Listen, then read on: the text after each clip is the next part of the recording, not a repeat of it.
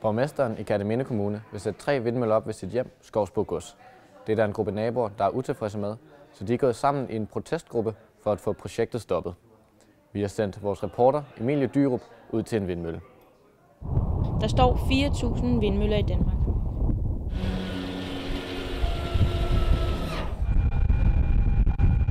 Just Christensen ejer 6 vindmøller. Han mener, at danskerne skal tage vindmøllerne til sig, hvis Danmark skal opnå målet om, at al energi i 2020 skal være vedvarende. Men det kræver selvfølgelig, at folk er indstillet på det, og også er indstillet på at rejse flere vindmøller på land. Så det er klart, at vindmøller på land er meget billigere at rejse end vindmøller på havet. Den her producerer ca. 2,3 millioner kilowatt om året.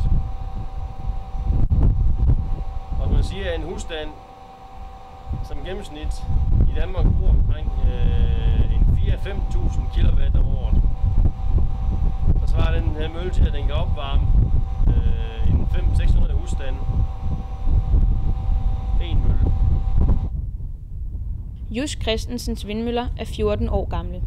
Under planlægningen var der protester fra naboerne, men siden de blev sat op, har han ingen klager fået.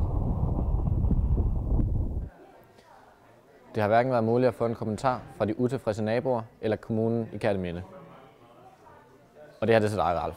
Vi ved godt, der skulle have været konflikt, men vi mistede desværre vores kilder i sidste øjeblik, så det her var, hvad det blev til.